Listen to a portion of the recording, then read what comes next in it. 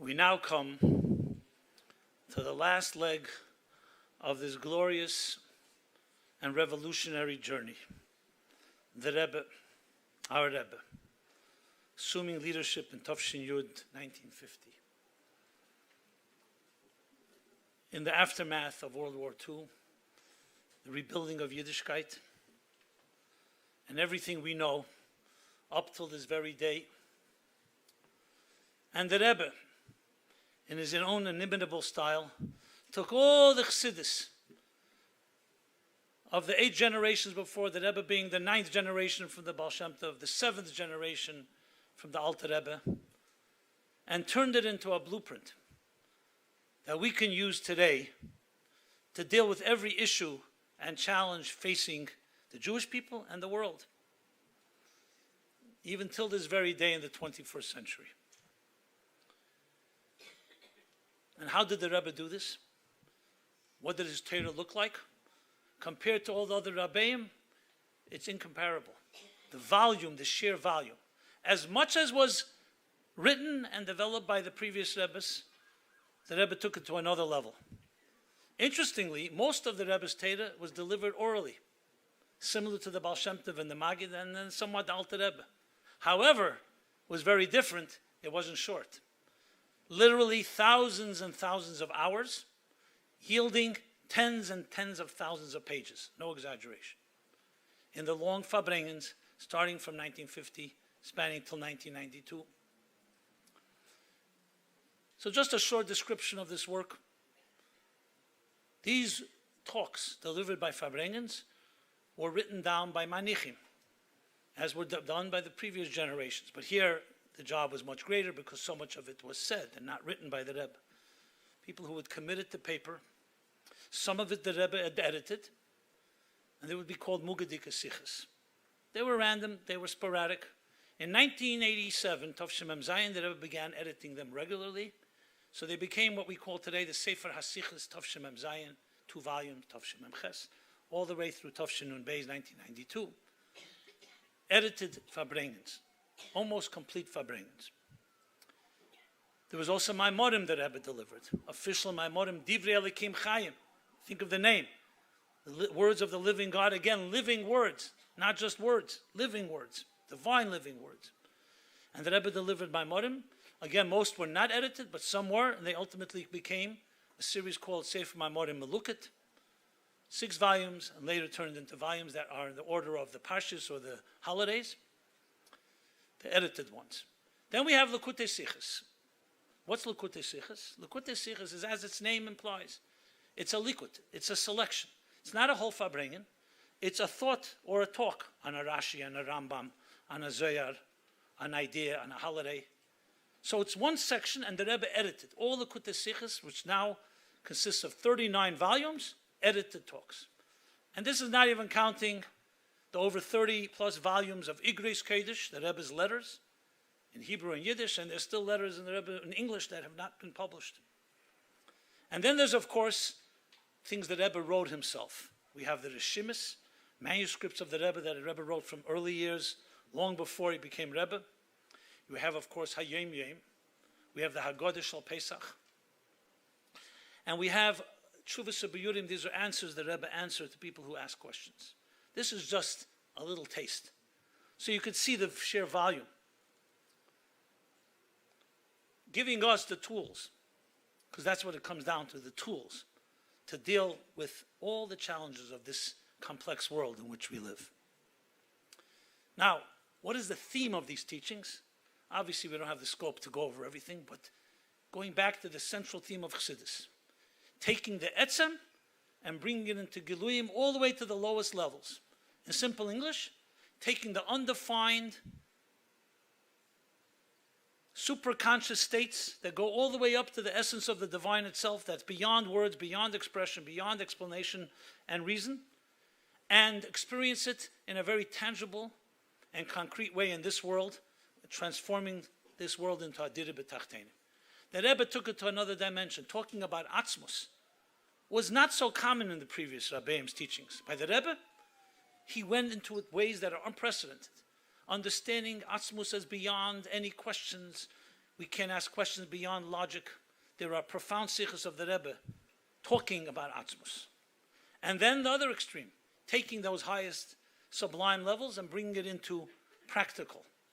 The Rebbe talks to children, the Miftsoyim, the Yud Beis Psukim, and of course, Shlichus itself. Now, a central theme in the Rebbe's teachings, because the Rebbe wanted to integrate it. Remember, this is the last leg of the journey, the leg that leads us to Mashiach. So integration is critical.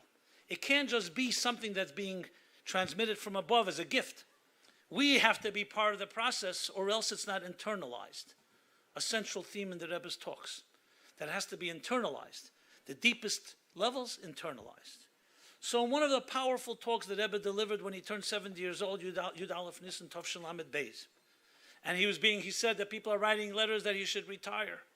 So the Rebbe, in his own unique and in a slightly humorous way, went the other extreme. Not only am I not retiring, we're just beginning. And I'm going to show you that the most important thing for a person in this world is to put in effort, not just to relax.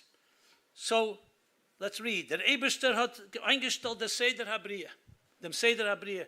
God established the order of creation. As the Mensch soll seine Bedürfnisse nicht bekommen min amuchen. That a person's needs should not come ready, made. Nor dafke durch omel v'yagia, dafke through exertion and effort. Bichdei as durch dem soll sich aufheben zu der Madrege von a Mashpia. Because we want him to lift himself up to be a Mashpia, a giver. Umahava, a creator. Deime lebede. To be like the creator. Not a receiver, but a giver.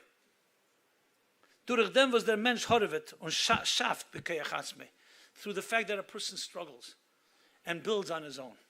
A central theme in the Rebbe's Farbrengens, every Farbrengen you see that message. Starting from the first official Farbrengen after the Maimer Bosel Lagani, Tovshin Yud Aleph. The Rebbe said, Retzach Nishtaim Fegelich in Buzim, don't deceive yourself in thinking I'm going to do the job for you. You have to do your effort, and then I will help you. This was central. But this isn't just a nice idea. It's fundamental to the internalization, because you cannot have godliness in our lives if it's given to you as a gift. Then it's not ours. We don't own it. What the Rebbe was doing with this was teaching us to be leaders, to be proactive. We're not bystanders or spectators. When I turned bar mitzvah in Tov Shin Lamed, Simchas Torah. So as a child in Crown Heights, I used to always be by the Rebbe's dancing Simchas Torah HaKofas under the tables with the children. Okay, now I'm turning bar mitzvah, now I'm an adult. I'm still not an adult, but I thought I was an adult then. And they put on this big hat on my head, and I was so proud. Come Simchas Torah, I'm not going under a table. I stood with one of my uncles in the bleachers. That's where the adults stood. After the first HaKofa, the Rebbe turns to my father and says, where's your son? He would always dance with us down here. So my father proudly points to me standing in the bleachers. And the Rebbe smiles and says, no, erich shen geworden a spectator. He also now became a spectator. So you can imagine, they made sure I went down to the floor. And all the Bochrim that year who heard that no longer stood in bleachers. By the Rebbe, the bleachers were spectators. We're not bystanders or spectators. We make things happen. We don't wait. This is the empowerment of the Rebbe to our generation to be leaders. Every Shliach, and many on their natural leader will tell you, I'm not a natural leader. I don't know what I would have been. But the Rebbe, that's what he insisted. Everybody is a leader in their own way. You take the initiative. You don't wait. The best defense is offense. This dramatically affected our entire generation. Because who would we be without that attitude? And look what it accomplished. Leadership. Aveda b'keyach atzmei. And today, more than ever, after Gimel Thomas, 25 years, in a tragic way, it's so apparent. It is in our hands right now. Because kavyachol, so to speak, we can't depend on Giluyim from above. We hope we could. And we hope and pray that God should have Rachmanis, the Rebbe should have Rachmanis, and just lead us out of Golos. But as long as we're here, we were charged with a mission. We're not waiting on the sideline. You have to do what you can do. And this leads us to the most important of all, the actual mission of this generation. which the Rebbe stated right at the outset in his first official discourse, Bosser Legani Tovshin Yud Aleph. One small segment.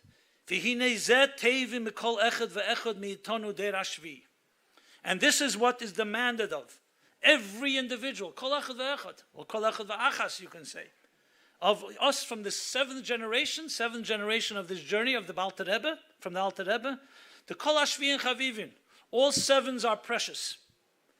The ima yeshu zesha anachnu b'deir hashvi hu lo yal pi b'chirosenu v'lo yal yedei avadasenu.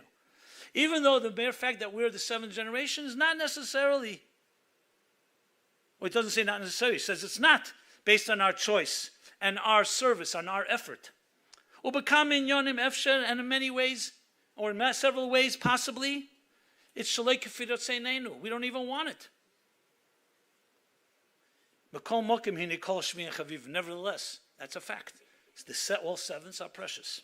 Shenimtsoyim anachnu b'ikvisa de Mashiach. We find ourselves now in the footsteps of Mashiach, b'siyuma de ikvisa, at the end of the process. Va'aveda, and what is our work? The work of the seventh generation, similar to the seventh generation of Moshe from Avram Avinu, ligmer hamshoches hashchina, to finish the job of bringing the Shechina down below. And not just the Shechina, we talked about the highest levels.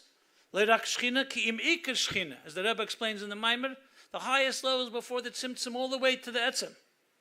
Ubetachtenim dafke, the two extremes, from the highest down below. That's our job, to finish the 7 generations from the Alter Rebbe, the 9 generations from the Baal Shem Tov, the 90 generations from Moshe Rabbeinu, and you could say the generations back from the beginning of time, when Adam and Chava were put into Gan Eden. We are now in the time we're finishing a process, a journey, a marathon that's been going for so many years. You can't take this lightly. This is the mission, and the mission continues to be part of this generation of ours. And we have a role to play. It's not just we're reading words. 40 years later, Chof Ches Nissen, Tafshin Nun Aleph. 40 years from Tafshin Yud Aleph. The famous emotional plea from the Rebbe. And these 3 lines capture it powerfully. Hadover hayechidi sheyechein lilases. The only thing I can do. This is after the Rebbe saying, I did everything I can all through these 40 years. Limsa de'in alechem, to give it over to you. Asu kol asher b'yicholtechem, do everything in your power. In yonim shem be'efen de'eres deteyu, things that are radical, that may be considered wild. Avol bekelim detikun, but they have to be presented in a civil way, in a way that people can receive them. Lahavi bepeil es Mashiach tzedkenu teku from miyad mamish, all underlined. To actually bring bepeil, teku from miyad mamish Mashiach. Exactly what he said 40 years ago when we began the 7th generation, he said now 40 years later in this famous sikh. Purim Tov Shemem Zayin, interestingly, just a month or 2 after Hey Tevis, when the verdict was released, the Rebbe said basically the same idea in a long Fabrengen Purim Tov Shemem Zayin. That it went over from the Nasi to you. The ultimate Aveda B'Kayach Atzmei. Of course we would not want it that way. The Rebbe says himself, it's not in our Bechira. It's not our Aveda. And it's not even our will. Who wants? The Rebbe should take care of it. Why is suddenly dropping a job on us? But whether we like it or not, this is the story. There's something we must do. So I would say, Hey Tevis, the holiday of Hey Tevis, the Eis Rotzen and Yem's Gula, today is probably more powerful than ever. When it happened in Tov Shemem Zayin, the Rebbe was a full glory, Nossi Begoli in every possible way. Today, that's concealed from us. And today, Hey Tevis reigns supreme, that a Rebbe lives on, his words live on, but with one condition, that we make it living, but we internalize it and we live with it. And Achman al-Islam, when we don't, in a way, it adds to the concealment. So I want to just conclude with this. The Rebbe, the thousands of hours that he sat and he poured out his heart and soul, trying to reinknellen, trying to get the message across to us. I'm not going to be derogatory about who we are. the relentlessness, the passion, the stubbornness. He would not give up, no matter who he was dealing with. Thousands of hours. You could see it. I saw it live. You could see it in recordings. You could see it in the words. Many hours arguing with God. Everything that Rebbe poured out, the Mesiras Nefesh that he invested in reaching the end, yes, the end of the process, the Geula. That's what the Rebbe wanted. Anything less was not enough. So I would say that it would be a disgrace if we don't do our part. Because if we don't do it, Kav Yochel, the Rebbe said, this is our job. How could we let him down? I meet people. They say, yeah, your Rebbe had a nice dream. It was very idealistic. Now you're one of us. You're waiting. It hurts me so terribly. It's like when the anti-Semites say, Ayeh Elekechem, where's your God? We, Hey Tevis, today, have the responsibility to bring the Rabbeim alive through their words, through their teachings, by living it. And none of us can say we're too small. The Rebbe made it very clear. He negated every possibility. You could say, I didn't choose it. No one asked you. You didn't work for it. Again, no one asked you. You may not even want it. That's not the issue here. This is the job. Anyone that takes this somewhat seriously has to ask themselves, 25 years, what have we done? And where are we going? This is Hey Tevis living today. And that's why it was so important, that verdict, among many other reasons, to establish, even in a secular world, that a Rebbe lives on. He's not a private citizen. His books are not just books, they're lives. And the lives are in our hands, because the Rebbe belonged to Chassidim. So Chassidim, whether we like it or not, in a way, control the Rebbe's destiny. So my question to myself and to all of us is, what are we going to do with this? And for this, we were chosen. Ata v'chartanu.